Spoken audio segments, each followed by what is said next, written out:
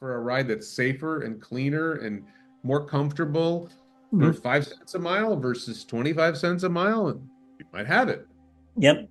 That's the challenge. That's the future that we're looking for. I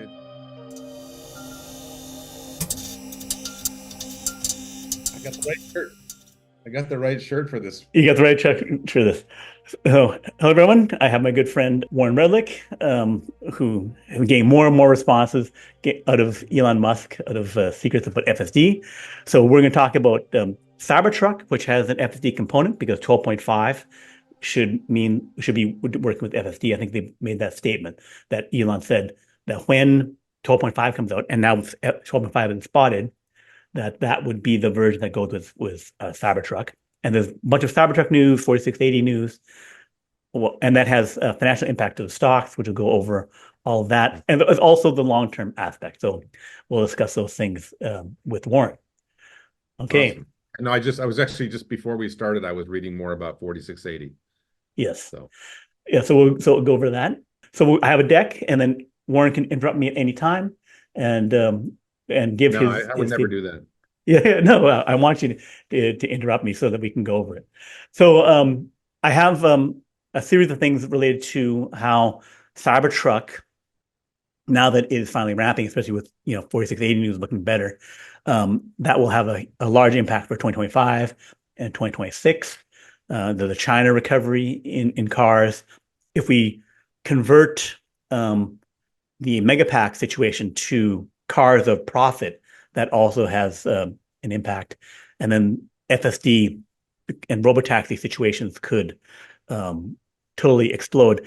And I have a case where just the Robotaxi partners, I presume mostly in China places, trying to buy loads of Robotaxi will have a huge impact even before the network gets fully ramped for giving out rides.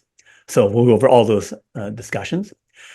Yeah. So and we have some Tesla energy things. So basically, the financial impact of 9.4 gigawatt hours per year, if that per quarter, if that holds steady and slightly increases to 10 to 12 gigawatt hours per quarter through the rest of this year, and then the factory gets completed end of the year, then that could get us to 80 gigawatt hours for next year because I expect a fast deployment of those packs.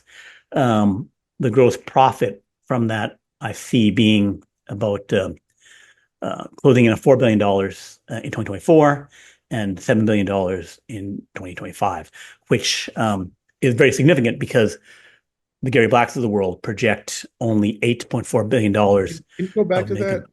Sure. I think that your numbers for 2024 and 2025 and gigawatt hours installed Mhm. are a little high. I don't know whether this is where you're doing on accounting for reserves, but they delivered 8 gigawatt hours in the first 2 quarters and close to 10 gigawatt hours. No, we're in Q2. So they Me too. delivered 4 gigawatt Four, hours four and in Q1. 9.4. Yeah. So we're not at 20 for the first half of the year. And my gut, now that's what they accounted for is, and it's not necessarily including I don't know what this is. Mhm.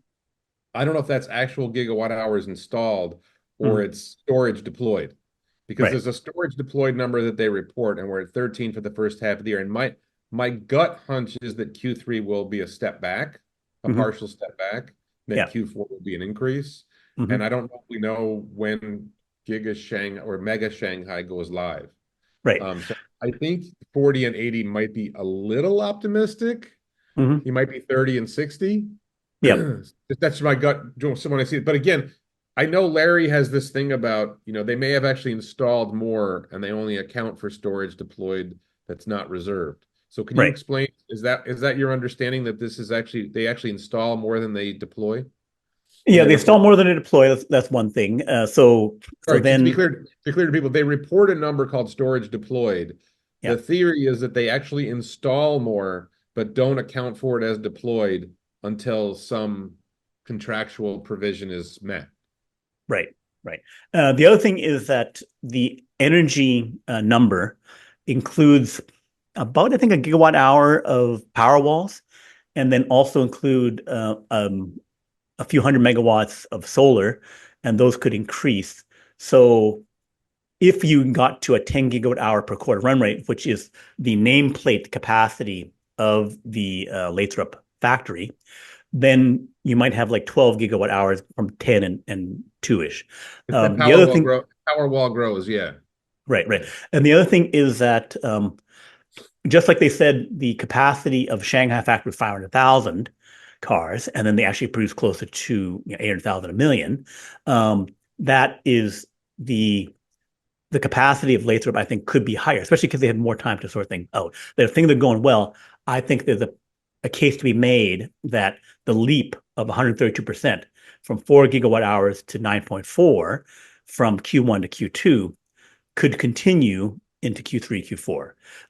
Although, if there's all this lumpiness thing that we're saying, obscuring things, then it could, I say, dip if there was a flurry of activations of the mega packs that went to some places, which could, and if you look over the history of quarter by quarter for energy, there was a step up from like say 1 to 2 gigawatt hours up to the 4-ish level, and then a pause and a dip, as it kind of like bumped along there. Yeah, So that would go to the case. I think your point about Powerwall, I did not think about Powerwall, and I think Yeah. your point about Powerwall is actually pretty compelling. If you think about it, they've re-engineered Powerwall, so they probably got the cost of manufacturing down. Yeah. And Elon has said that the thing that is holding up Tesla Solar and Tesla Solar on the home, which Yeah. goes along with Powerwalls primarily, and probably small commercial installations as well, is when interest rates are high, it's harder to justify the cost of borrowing to install solar and battery storage. Yeah. But if interest rates do come down, which a lot of people are projecting that interest rates are going to come down, then we might see a surge in Tesla Solar and Tesla Powerwall. Right. And that could be really, I think they make more gross profit on a Powerwall. Gross margin on Powerwall may be higher than gross margin on Megapack. Right. And then there's no revenue. Same for solar. Gross margin on solar may be higher as well. Right. So those products, and also, out in the out years 26, 27, 28, I'm anticipating one, there's going to be Megapack 3, which it will be able to go directly to high voltage lines so that it'll be faster for utilities to install it. And they would remove some of the hardware that they need to currently install in a substation, wherever they need to install it, in order to get the hookup. So it'll simplify and lower the cost of the hookup. Yeah, let me just address that, because that's something I think is not well appreciated. Yeah. Elon talked more than a year ago, I think, about a voltage transformer shortage. Right. That part of the process of everything from microchips to power stations, you need these voltage transformers to take you from higher voltage to lower voltage, or from lower voltage to higher voltage, primarily from higher voltage to lower voltage. And there's been a massive shortage. And when I heard Elon say that, and I think Drew was with him when he said it, my gut hunch was, well, how does Tesla usually solve these problems? They make the stuff themselves. Right. So what they've done with Megapack 3 is they've essentially included a number of levels of voltage transformers, which means they need less voltage transformers from outside in order to be able to do the things that they're doing, which means they've avoided a hurdle that affects their competitors, or minimized a hurdle that lowered a hurdle that they're able to jump over the hurdle more easily than their competitors, because their competitors don't have the voltage transformers in-house that Tesla now has. Right. So, and I have a friend who works, or his company does electrical work, and he said, oh no, the voltage, like when Elon said there's going to be a voltage transformer shortage, he's like, no, we already have one. We've had a voltage transformer shortage for 18 months. Right. So it's a combination of getting the equipment you need, and then getting the permitting approved, and then when you install it, getting it, inspected. And if you can knock out a lot of that, you can radically improve your gross profit, and you can radically improve your ability to move quickly. Right. So big game changer. Yeah. So there's huge game changer there. I expect a lot more innovation, which other people aren't expecting on the Megapack energy side, because one of the huge things happening is that the AI data centers need massive amounts of power. So they're ready at 100 megawatt Oh yeah, hours for the GPT-4 class data 100 centers. It is megawatts, 100 100 megawatts. megawatt, Yeah. 100 megawatts, right? Which would need about, if you're doing with solar and megapacks, you probably need like 100 megapacks to buffer the solar in order to achieve that. Because basically every 4 megawatt hours is basically 4 hours of one megawatt going into the thing, right? So a 4 hour megapack, you know, one per megawatt hour, sorry, one per megawatt would be something you may even need like, like 600. Like if I want constant power or something like that, you may need like a 12-hour, 18-hour, If you're not using 25. grid at all, You're not then going you to grid need at enough all. solar to carry you through the night. You Yeah, need enough megapacks to carry the solar panels generate the electricity during the day. I think they're using a mix right, of grid and solar, and grid electricity is cheaper at night. right, So I don't think the megapack need is that high. And I'm right. actually like, I kind of wonder, like, all these other companies that are building AI data centers, are they going to end up buying megapacks just to make sure that you don't want your AI data center to go down, Right. and you get better battery backup than a megapack? So Right. is Sam Altman going to start buying megapacks, or is I think Mark they Zuckerberg will have to. start buying Yeah. megapacks? They have But to. right, they have to. And the thing is, it gets worse as we move, a few years down the road. Because right now there's okay, nighttime power generation. There'll be these gaps. But Altimeter Capital, the $10 billion fund with Brad Gerstner and Bill Gurley, they projected by 2030 we'll need like 600 terawatt hours of more power, which is like the entire US was at 4,000 terawatt hours for many decades. And then we're suddenly going to need like 15% more power by 2030. And then that could go exponentially, could need double the total power Yeah. by 2040.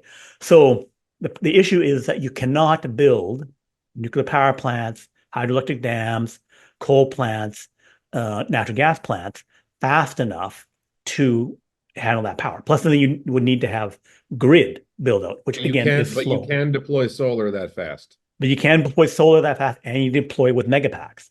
So at a Mm. certain point in the next 1 to 3 years, all of we try to do whatever we can with the existing infrastructure grid stuff. And then it's like, I want to dump more power there.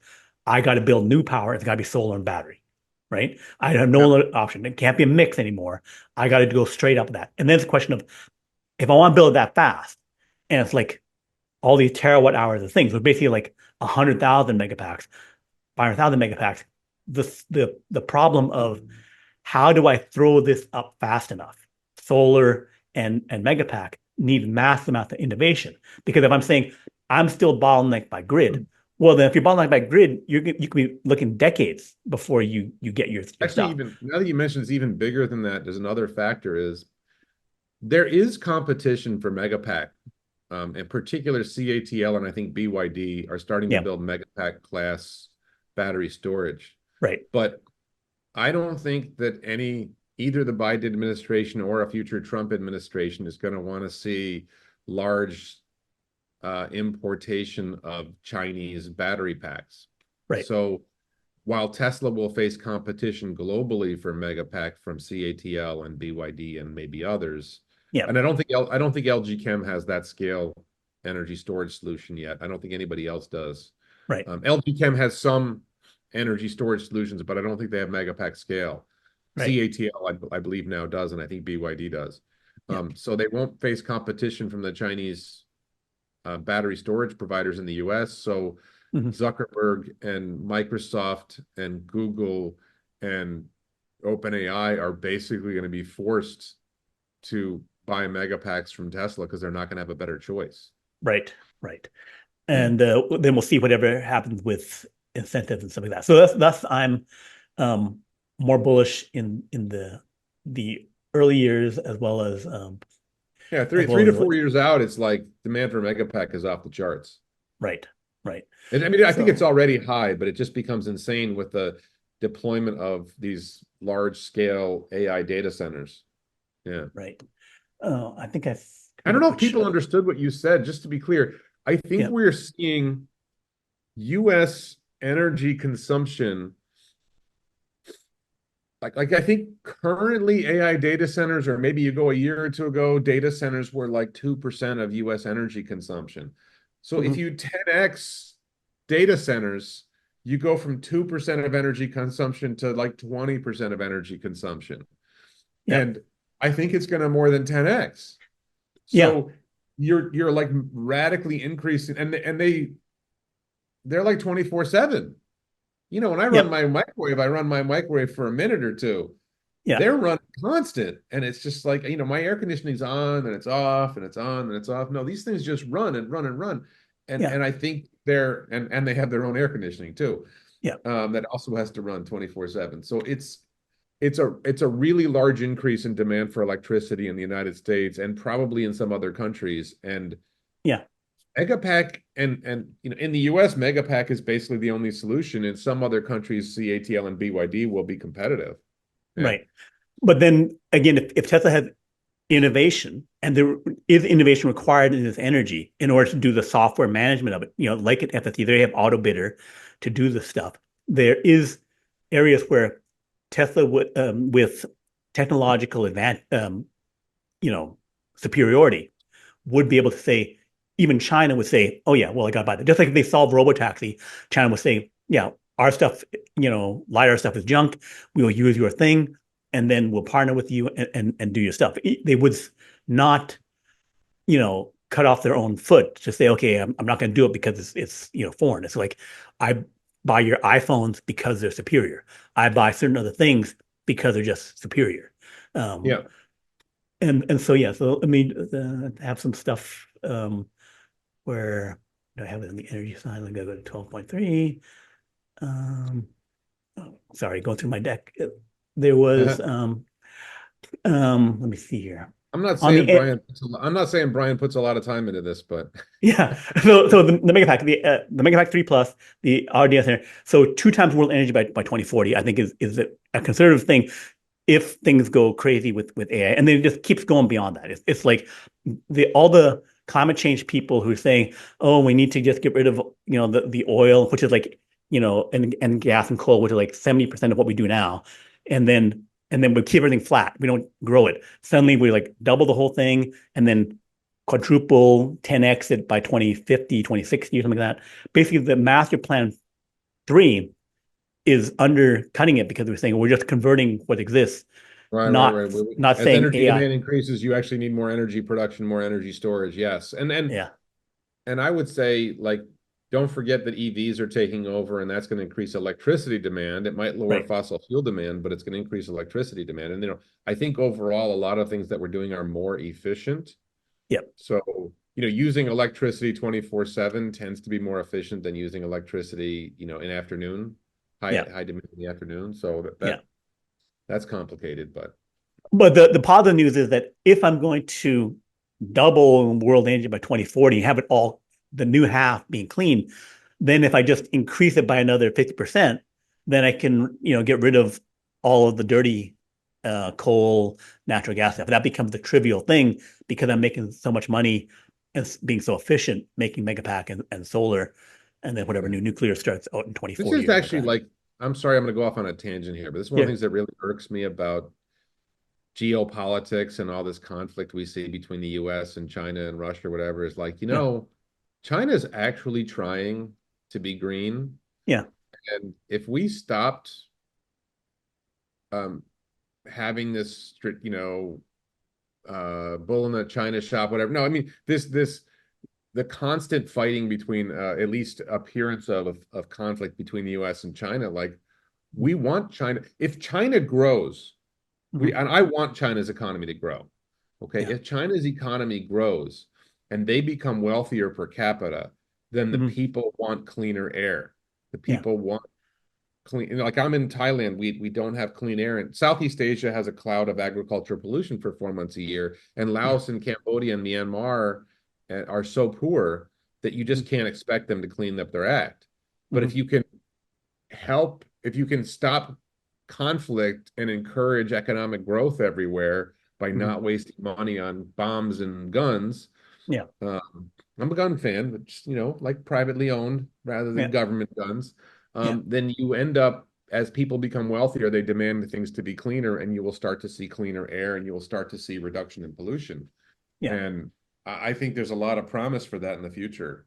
And I just wish we could get away from the the geopolitical posturing that ends up leading to conflict rather than, hey, let's all work together to make everybody better off. I think that Kumbaya, kumbaya, kumbaya. no, but so we'll go down this tangent thing. So basically, my view is that there will be an abundance of energy, and it'll be driven by a need for abundant AI, and that the abundant AI, which is Robotaxi, Tesla bots, like everyone have a Tesla bot, multiple Tesla bots, and everyone have a Robotaxi and that kind of stuff, and that they'll be all revenue generating things. That it's no longer a depreciating asset I'm giving you. It's basically, you know, making money for you, either right where you Yeah. are or in a factory for you and that kind of stuff. So then it goes to uh, there's no need for, the problem with universal basic income before, I think we've talked about universal basic robot, is that universal basic Universal income basic robot. Yeah. universal basic income couldn't uh if you take 20% for taxation, and that's your maximum point where you get the most money. If you go to 40%, you basically get less money because people start hiding the money. If you so you get 20%, then if I try and redistribute that, then it's not enough to give, people a good living, even in a rich country. And especially because you only give not the 20%, you give maybe like 20% of the 20%. So you're looking at, 4% because you're spending on military and all these other things, medicine and all those other stuff. So when we get to 10 billion bots and have all the energy for it, we're on the way to everyone can be rich. Like so the whole economy changes to an abundant economy. So if you 10x the economy, now I can give, you know, our current salary to everyone. And we shouldn't be sweating people will be lazy. We all will have to come up with something new in a major way because AI and robots and other things will be doing a lot of stuff for us. So we'll need to come up with here's the new thing we can do, which my view is it's exploring the solar system and having fun and helping each other out. And that would be, just like they have the influencers on YouTube and Instagram, like that, all that kind of like, you know, look what I'm doing, we're having fun type thing, or look what I'm doing, I'm exploring, I'm first on, Mars, that kind of thing. That becomes the purpose. So we just are skipping, the going from the AI energy abundant thing to solving our overall economic problem, just figuring out the distribution, and then not also then geopolitically saying I don't need to keep this other country down because we can all come up together and it should all be good. So we can, because we did the industrial revolution where we went from um, everyone making about $300 a person to $30,000 per person, that 100x gain from industrialization with some basic info technology over 100 years. That we could do that shorter, maybe 40 years, 30 years, in this other transformation that we can get if we're changing basic stuff like transportation and movement, we can get this 10x, 100x thing to happen. And then we need to then get over the thing of like before industrial revolution, 90%, 95% of people are doing agriculture. And then before 95% of people are doing not AI, not robotics, not whatever. And then now we're going to shift over to that. And maybe even then we're just like working with the AI and then figuring out what we do. So what we do, I think, is the Star Trek boldly going to explore the solar system. Because if we do it with robots, doing with people is where we're saying we value us, going to Jupiter, going to Saturn, going to the asteroids, and doing things around the solar system. So that whole spirit of adventure exploration becomes our purpose. Hmm. It is a kumbaya type thing, but basically it's like, what do we replace? I got a question for you. Sure.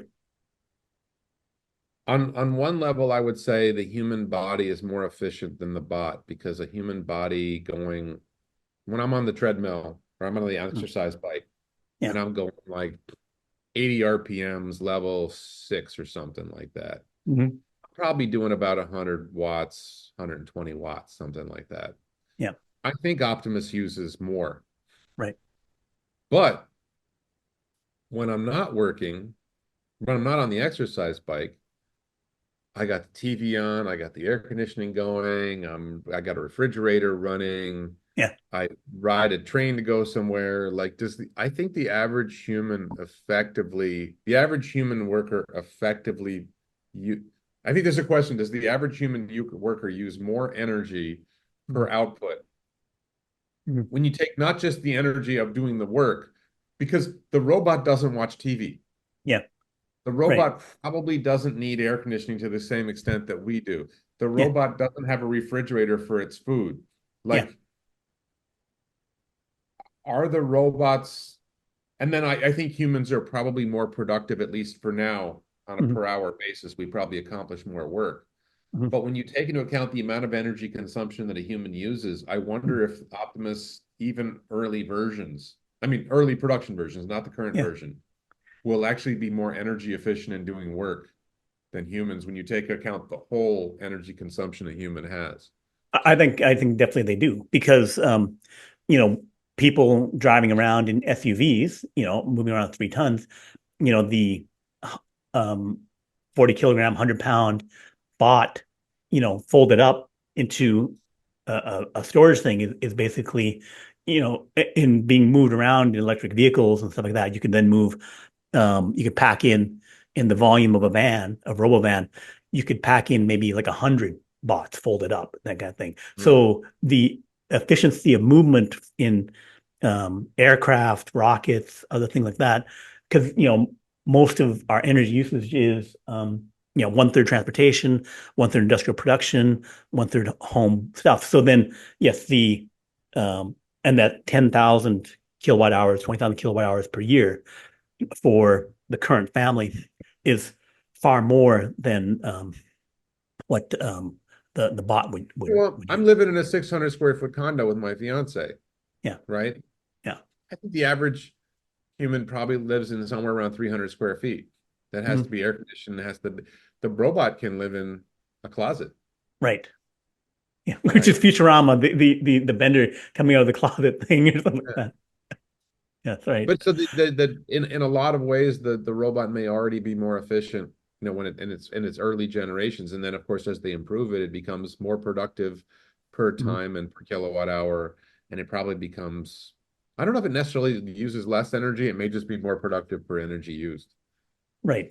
We have to decouple the fact that they get smarter and smarter, more capable with a lot more energy on the AI training side and on the inference side, which we'd have to you know, either come up with something completely new or radically improve the algorithm and models, which I expect to happen.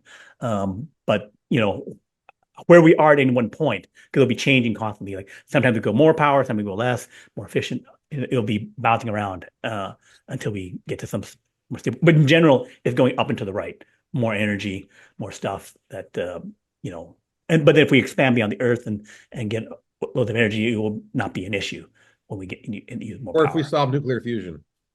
Right. Yes. And we can have a video where that's another one of my expertise is solving nuclear fusion, because I advise a laser nuclear fusion company in Australia, and I also have gone over and looked at the 40 plus nuclear fusion companies, so we can discuss nuclear fusion where I think Wow. that would be in another video. So let me just go play from the Intel's number two? It's for data center. data Data center, center not AI data center, but data center overall. Okay. data center overall. Yeah. Hmm. Okay. So megapacks, energy. We discussed that. So let's discuss Cybertruck. Um, I have some stuff Cybertruck. where I say that Gary Black is wrong, too negative. We don't need to go over that. Okay. So Cybertruck, alpha is one is that is 2 to 3 times the price of a Model Y, right? Because we have the foundation through the $120,000. You know, the premier version, the Cyber Beast version at $100,000. Those are the only ones that have been selling now, and those are already the top selling car as an electric truck as in May of this year. Higher FSD adoption. I have a theory that if someone's paying $8,000 or $100,000 for a Cybertruck, then they would have more likely, whatever quality FSD is at any point in time, you'd be more willing to spend 10% more to get FSD or 2% for a subscription for a year than to spend 20% for that. So then the adoption rate, I think, would be higher. And then the profit would end up being 3 times the Model Y, because a Model Y profit is about $8,000 gross profit versus, I think, 20,000, maybe 25,000 for various Cybertrucks. Yeah, we just, there's an interesting question that's out there is as they appear to be getting the cost of 4680 down, and then they're figuring out their manufacturing ramp, the cost of stainless steel is cheap. Yeah. And you're not painting. There's a lot of inherent cost efficiencies in Cybertruck. I mean, the vehicle is heavy, so when you just figure cost based on mass, it's expensive, but a lot of the expensive parts of making a car are gone. If Cybertruck at 4680 ends up being cost competitive with other nickel cells, yeah, and then you're getting it, I don't know whether that includes the tax credit or not, you just end up with and then 48-volt wiring is probably less expensive. There's some other things as they ramp 48-volt, they're probably getting their 48-volt costs down. I think there's a lot of cost efficiencies in Cybertruck that will manifest over the next year. Right. So best-selling car in May, even though it costs $125,000, EV truck, almost $4,000, more than Ford F-150 Lightning and Rivian combined already. Does that include Canada, or is that just the US? I'm pretty sure. I don't know. I think it's probably US and Canada. Usually they just lump in Canada in with the US numbers. The Ford F-150 and the Rivian are cheaper than the Cybertruck, especially now. And even when they go to $80,000, they'd be a bit cheaper. The GMC Hummer and Silverado, those ones are at $100,000, like $99,000 or whatever like that. They're basically $100,000. So the Tesla in the ramp phase is already outselling them by, combined, was it 9,000? 4x. 4x. Yeah, so 80% of those. So that would suggest that as we ramp and get the price down, then we're looking at 80-90% market share versus 45% in the US. Yeah, I think look, what really matters is you're going out to 2026, let's say. Yeah. The question is, I think the interesting question is, what's the upside for Cybertruck in North America? Right. And 1 million units a year is not impossible. Right. I don't want to say it's likely, and that's, 2026, it's not 1 million units a year, but it might be 500,000. Right. And I actually wonder, at what point does Cybertruck outsell Model Y in North America? At what point does it outsell Model 3 in North America? Right. It could outsell Model 3 in North America in 2026. 2026, yeah. And Model Y in 2027. Right. So with higher revenue per vehicle and higher profit per vehicle. Right. If they displace the gas trucks, the diesel trucks, which are about 3 million of the 15 million vehicles in the United States, and then there's another 5 million, I think, large SUVs in the United States. So the number of passenger vehicle type cars, the Model 3, Model Y vehicles, I think max out at about 3 million in the United States. And so I think Tesla is at about 600,000, I think, or 500,000 total Model 3s and Model Ys in the United States. So already getting a significant number of the total 3 million of the passenger car vehicles, and then going against the more the vehicle that we want, which is the big trucks and big SUVs, which we need to get some kind of van, some kind of SUV vehicle, which basically can be the Cybertruck if you get a third row in it. Whether people need it or not, people want the third row. So then if you make a variant of the as a Cybertruck in 2026, 2027, then you can fully address the TAM of large SUV, large truck around 2026. And if you continue to have battery improvement, range improvement, then there would be there'd be no reason for someone to say, okay, yeah, that's clearly better, cheaper, better. Then you can get your 50% market share. So I agree with you that I believe that getting to that million vehicle or multi-million vehicles for Cybertruck is possible. And then because it would be, I think depending on the 4680s, which we have some news about that today, and that they're talking about the 4680 fixes of the dry anode and cathode, and then no collapse. I'm not familiar with the collapse of the in particular. Yeah, that could be fixed in 2 months, and they could figure out how to scale it. They're giving a plan with how to scale it in September.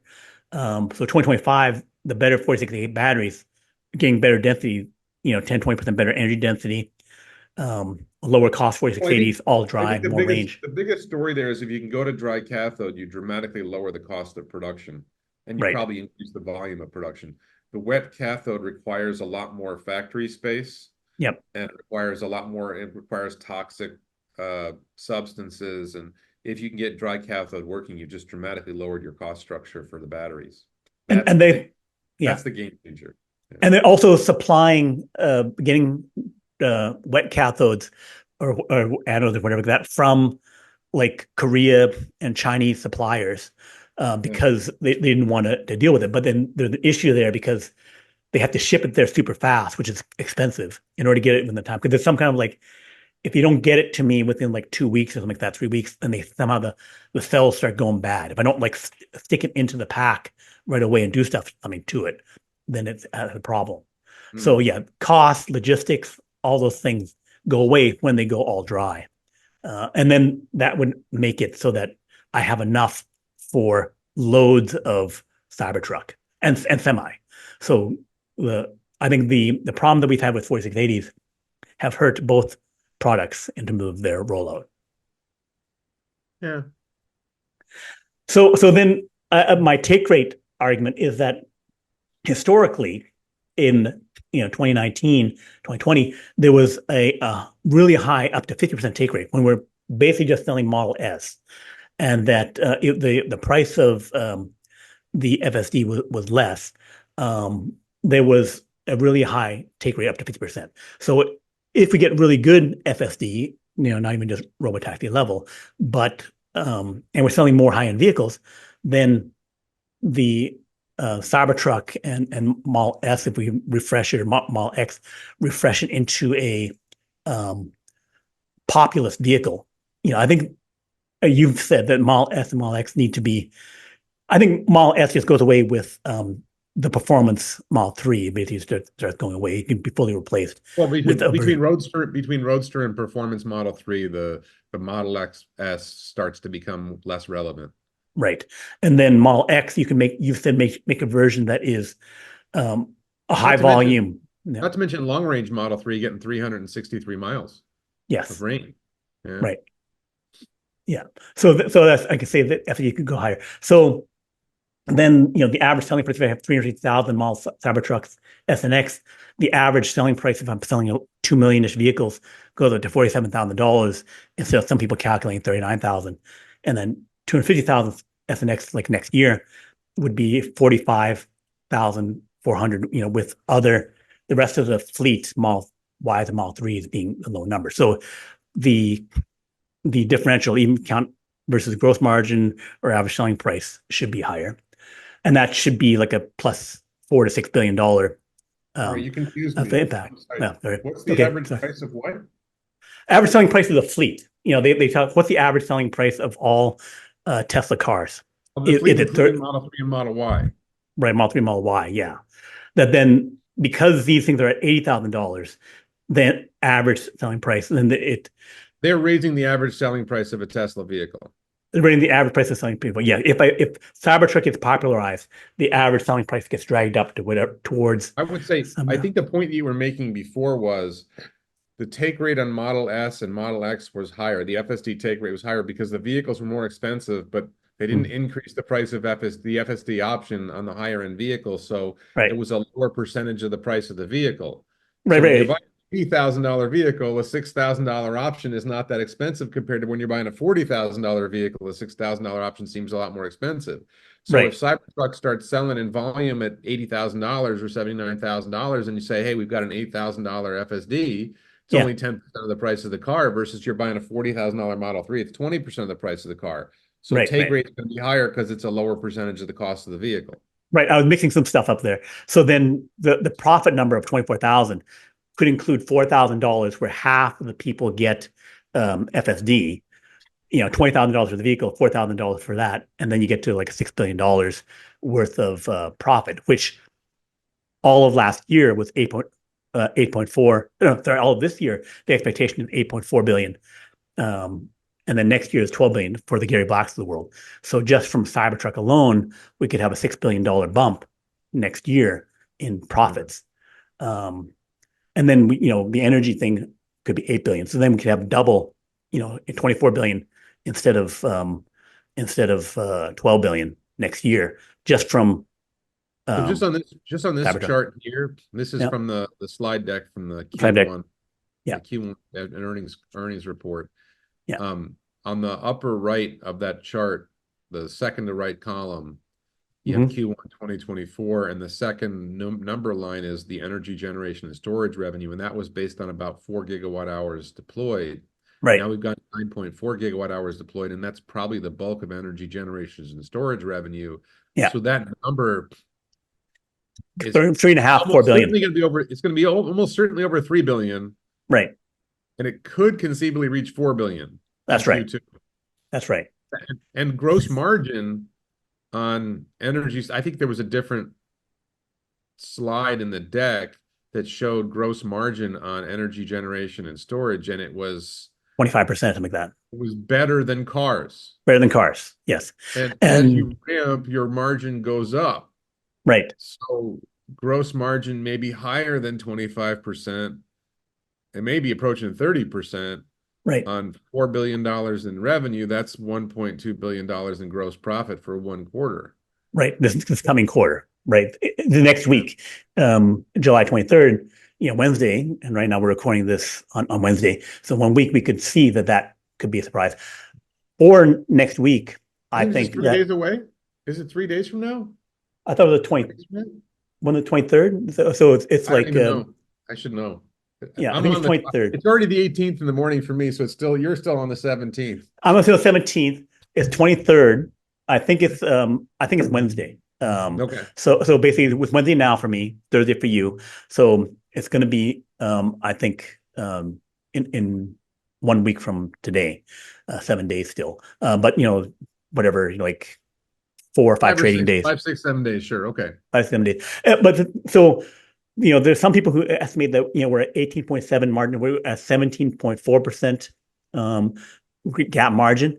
That things are flat. No, we could be going to 18.7 just on the fact that we had more cars, the energy thing. But then that doesn't include if there's significant FSD sales, and Elon said 2% was way too low, 10%. That could be in North America, on 2 million potential, 1.5 million potential vehicles, because it's old and new signing up. It could have been, 50,000, 100,000 subscriptions, which could bump up gross margin by another percent, and getting 20%, which would be higher than 19.3% in Q1 2023 when we had this margin compression thing. And then toward the latter half of the year, we have the fact that we fired a bunch of people, unfortunately for them, but that could give 2% more margin there. So getting back to 22% margin, just from the stuff that's already been happening, would be something that would view favorably by Wall Street. But that's near-term stuff, less relevant to where we're going to be. So we're in energy. So FSD. So 12.5. It's testing. Chuck Cook has a little drone footage showing that 12.5 is doing unprotected left turns. Oh, he said they're doing a whole bunch of testing at his turn, and Elon said we're testing 12.5. That's 12.5. Chuck Cook thought it was 12.4.5, and he's 12.5. So Artemis saying we can get to $10 trillion if we have FSD and Robotaxi. So safety, miles per crash, Tesla and FSD are already safer on surface streets according to Artemis analysis. Human-driven Tesla, 6 times, 5 times safer. Tesla's already safer than Waymo, company adjusted, and then safer than the national averages. So the 12.5 is supposed to merge the highway and the street version, because currently autopilot is still doing the streets. So one crash every 7.6 million miles from autopilot. You're not going to replace autopilot till you are statistically safer. Like they would say, okay, now we're statistically safer. So maybe one every 10 million, if they just get enough to clearly be statistically superior, or maybe even better than that. And then there would be no more problems with the handoff between city streets and on-ramps. So if there's a surge in adoption beyond 10% at 10% for all China and US vehicles before the end of the year, that could be 600,000 FSD sales, which would be $5 billion in profit increase for 2024 toward the latter half of the year. Could probably all be in Q4. And then it could be like 100 trillion number of Robotaxi. 2025, if we get to 20% FSD adoption, just because it's great and people want to use it, that could be, out of a fleet of like 10 million vehicles, that could be 1.8 million FSD sales for about $10 billion in profit. And then there could be a big hit with if you had 110 Chinese cities and North American cities doing 5,000 Robotaxi trials, that would be 560,000 cars sold, which if it's Model 3 and Model Y, $8,000 per vehicle, but all of those vehicles would 100% be FSD, because they cannot do a Robotaxi without FSD. I think again, your numbers are a little optimistic. Could be optimistic. Yeah. Well, I mean, I should say, I don't know that we're going to see a Robotaxi city by the end of this year. And I don't expect to see 100 Robotaxi cities in 2025. I do, unless we include China, which is potential. I include China. So I'm saying supervised. I'm saying they're going to do 5,000 per city, mainly in China. So 100 cities in China, like because Didi and which is the China's Uber just more friendly to it. China's just more friendly to it than the United States. Right. So the issue is, do I have it here? But I want to be clear. The value of Robotaxi is much greater in North America and Europe than it is in China, because the people who don't know this, like if I want to take an Uber in America, an Uber ride in America that cost me $25 cost me $5 in Thailand. And so the value of Robotaxi is much greater because the cost of the driver is so much lower in Thailand, because the minimum wage in Thailand is $10 a day, not $10 an hour, not $20 an hour, $10 a day. And I'm sure it's similar in China. So I think that China might be more friendly to Robotaxi being deployed, but the economic value of Robotaxi in China is trivial compared to the economic value of Robotaxi in North America, Europe, Australia, New Zealand, Singapore, wealthy countries, even Japan, which is less valuable than here, than North America. Sorry. Yeah. So Ray from Tesla has shown that Apollo Go, which has basically a bunch of remote drivers in the vehicle. So 80% of the vehicles have human safety drivers, and then 20% basically have remote drivers. So my case for the 5,000 per city is that they would want to go scale. They don't care if for a year they're doing supervised, human driver doing stuff or remote driver. They've already scaled that solution, and the Chinese government would want them to get the validated data to say, okay, remove the driver when this is proven safe. So they'll have a year transition. But why would they go to scale thousands of these vehicles? One is that even with remote drivers and safety drivers, Apollo Go would plan to be profitable next year with about 10,000 drivers. So if Tesla say can make another 100,000 or 500,000 vehicles, which is from their China factory, where basically they're under capacity, if they can push it to get another 100,000 per quarter, then they can get 400,000 vehicles. That the Chinese, and they can then also increase production from Texas and Berlin. They could then supply the robotaxi companies and say, go compete with your equivalent of Uber, Didi, or Didi buy them, and get your market share and get people used to actually riding in robotaxi, your robotaxi, which is a Tesla vehicle. That they would then say, we want to go and get all the stuff built up. Because there's also them getting to scale, they need to get charging, they need to get the cleaning of the vehicles, they need a bunch of stuff.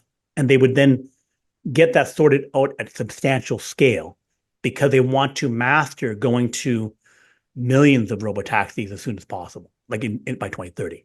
So I think that the deployment would be more aggressive and rapid because of the Chinese government wanting to do it. That if they go all electric faster, they would save millions of barrels per day, and they import 10 million barrels per day of oil. So geopolitically, they want to do it. Climate-wise, they want to do it. They also spend $700 billion a year on accidents. Like 250,000 people die, 10 million people get injured. There's so many benefits to China, yes. Right. So they would say, okay. They actually have a government who seems to care more about their own people than ours. Right. So they would say, this is strategically important for our healthcare system, for our climate, for our geopolitical oil reduction. And so we just go as fast as we can. Yes, we're buying your vehicles. We don't care. And then we need to scale because our end point is 100 million robotaxis in 2035 or something, right? So we need to get from here to there and start doing that as soon as possible because there's a lot of scale up, a lot of infrastructure that has to be made to do that. So thus, I'm more optimistic that there would be this huge surge. Like if 12.5 is the real deal, 12.6 is the real deal, as we pop out a new major version every 2 months, that the partners, China licensing and US licensing, would say, okay, yeah, I want to do it. Because right now, the Chinese is doing it with NVIDIA chips. They use Orin and Thorn chips, or Thor chips, and they use other people's LiDAR. So they're getting technology from other suppliers anyway. So if I get technology from a supplier that works, then back up the truck. Let's make this thing happen. Is my argument for that. Yeah, and when I say that Robotaxi is more valuable to Tesla shareholders long term in North America, that's true. But they're producing vehicles in China, and a vehicle going into robotaxi use in China is probably worth more than a vehicle being sold to a consumer in China. So right. If you produce 1 million vehicles a year in Shanghai and make them robotaxis, right, that's still a massive boost to Tesla's bottom line. It's still $16,000. Like profit of a car, profit of FSD, nothing from the network. That's already $16,000. What is the cost per kilometer of an equivalent of an Uber ride in China today, or taxi ride in China today? I don't know it probably varies where you are in China, but Beijing and Shanghai are probably more expensive than Chongqing. But I think it's like 25, 50 cents per mile. It's lower. You made the point. It's cheap. Yeah, it's 50 cents. Yeah, because I think it's in the ballpark of 50 cents a mile here in Thailand. I don't know whether China is wealthier. China, of course, on scale, the full size is wealthier than Thailand.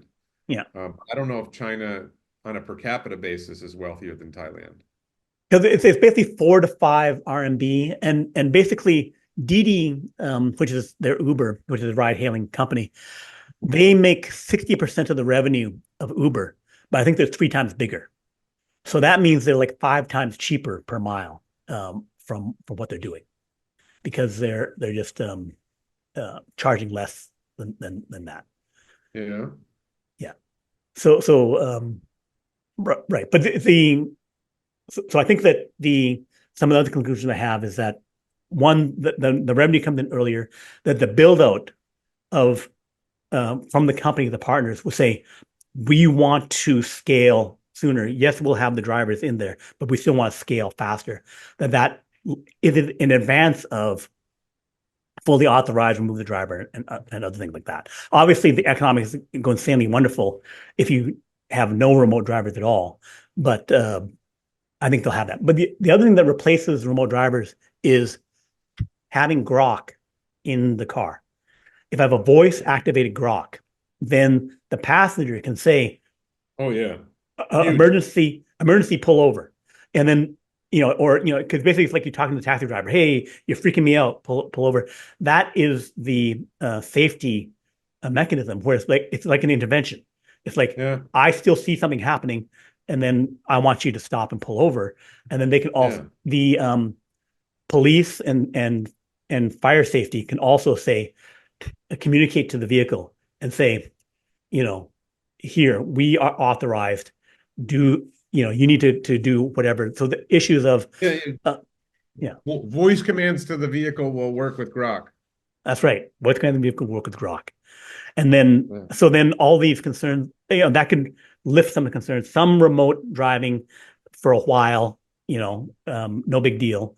And then we get to the endpoint. Even if we technically don't need it, you have the extra safety of that option until you get to the point of it all works great. Which we could say that confident that could be a shorter period of time. Like if they're improving, boom, boom, boom, boom, boom, then that the need for that um, extra level of safety could be removed. More of a public confidence thing.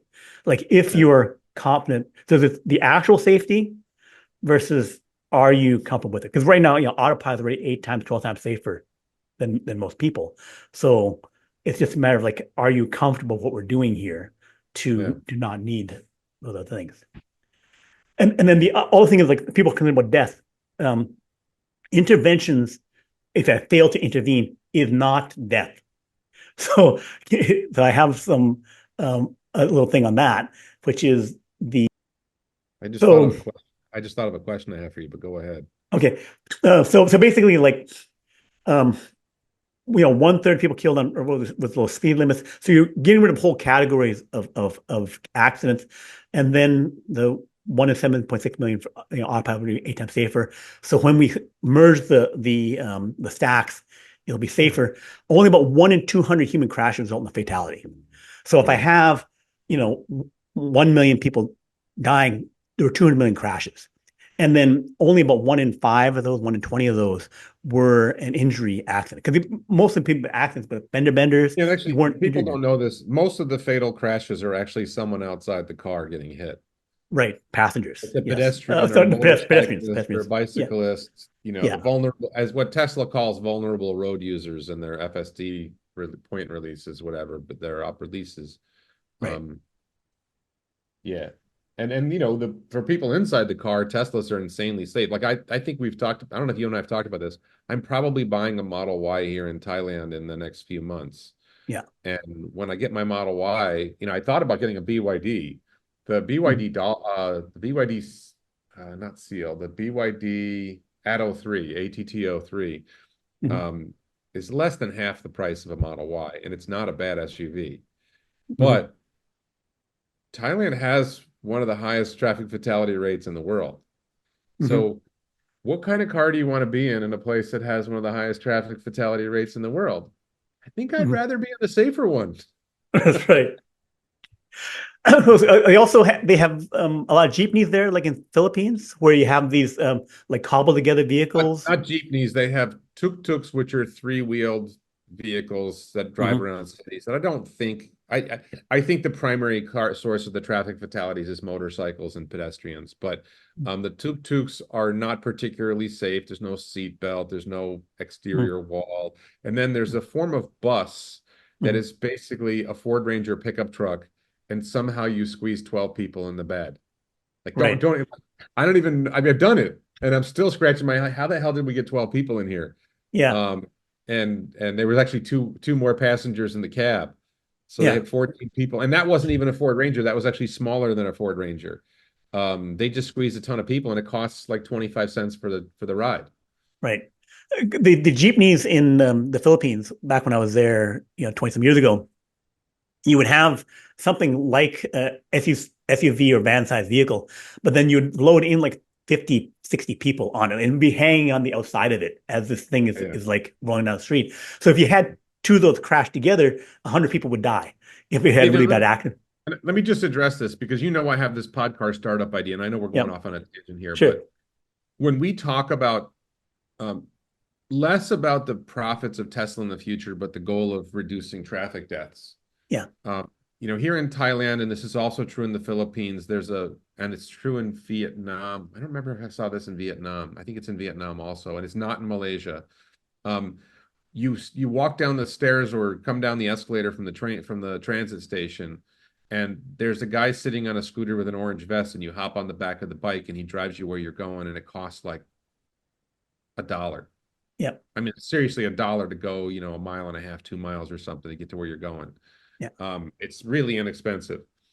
And in order to be able to, and it's also dangerous because in Thailand, they don't have to give you a helmet, and they yeah, don't. yeah. In the Philippines, they're supposed to, I think in the Philippines and Vietnam, they're required to give you a helmet. I don't, Hmm. I don't know if it's Philippines or Vietnam, one of them. But, well, that's just dangerous. Yes. It's just inherently dangerous. And if you can get a robo taxi to deliver rides like that for a lower price than paying a guy on a bike to drive you around, and I don't think that even Tesla's Cybercab is going to be able to undercut that guy on the bike in price point. Maybe I'm Yeah, wrong. I'm hoping they'll be able to undercut that guy. yeah, They might get close to undercutting that guy. My yeah, pod car vision, which is the image in the background, a single passenger robo taxi. I think I can drive the price of a ride down to 5 cents a mile, where I think Tesla's not going to get down below 50 cents a mile for. They'll get there, but it's yeah, going to take a long time to get below 50 cents a mile for Tesla. Where I think if I can ever get my yeah, shit together and get this done, I yeah. can deliver rides for 5 cents a mile, and then I can. And I when I talk to people in Thailand, when I talk to people in countries like Thailand, Hmm. and even in Japan, they're like, oh, they get it. Even Yeah, Japan's safe, right? But the yeah, cost of a taxi ride is high. yeah, And even like the hopping in the back, like I said, you can hop in the back of a truck. yeah, It's going somewhere and it costs you 25 cents. Well, how the hell do you compete with that? Well, if you offer a ride that's safer and cleaner and more comfortable for hmm, 5 cents a mile versus 25 cents a mile, you might have it. yep, That's the challenge. That's the future that we're looking for. And um, yeah, now whether I can ever get my shit together and get this, I had just hiring an engineer is like my first hurdle. But I'm right. sorry, I went too No, much of a no, tangent. no, no, no. I love that idea. I think that it's something that will happen because when you fully solve robotaxi, then Yeah, the eventually when you say, okay, we trust it, the weight of the vehicle, all these other things go down, and then the hardware, the compute is going to get super cheap, and so then you'd put it into Tesla bots, pod cars, yeah, add that intelligence in all these things and get to the form factor that people need to have. And yeah. yeah, so I agree that's the future we have.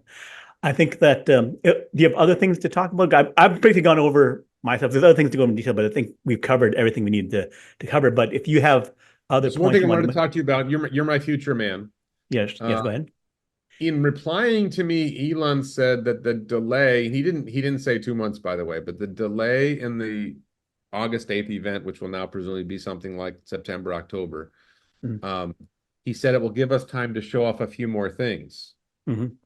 So I'm going to turn it to you, future man. What are the few Mm-hmm. more things? I have my own theories. I'm curious to hear what you think a few more things are. So a few more things. Clearly we're seeing 12.5 now, so that should be out before the end of the month. So we're mid-July, so You before the might end see of July. 12.6 by the event. Yeah. 12.6 by the event.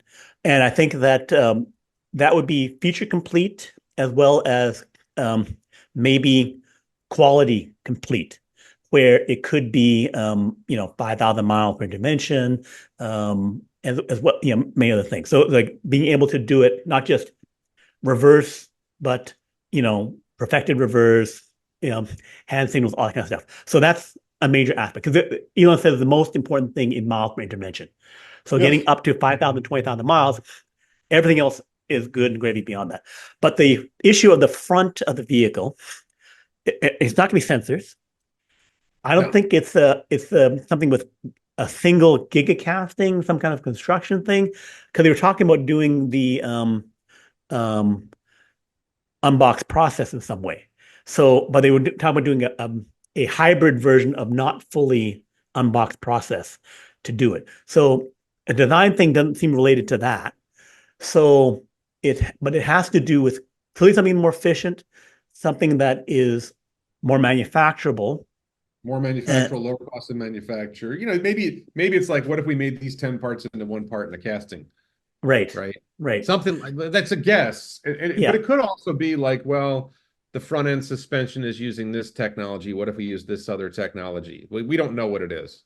But right, right. I'm not asking about that. I'm asking the few other things. So let me hit there. I Okay, think the here. few other things are um, a lower roadster is a strong candidate for a few other things. Hmm. Um, one of the more affordable models Hmm. is a Right. candidate for one of the Yeah. like something that lower than Model 3 in price. Yeah. Um, and then van. Right, man. Yeah. Everybody's been waiting for that goddamn van. Right. Good. All good information. Thanks, Thanks. Brian. We'll talk to you next time. Bye All bye. right.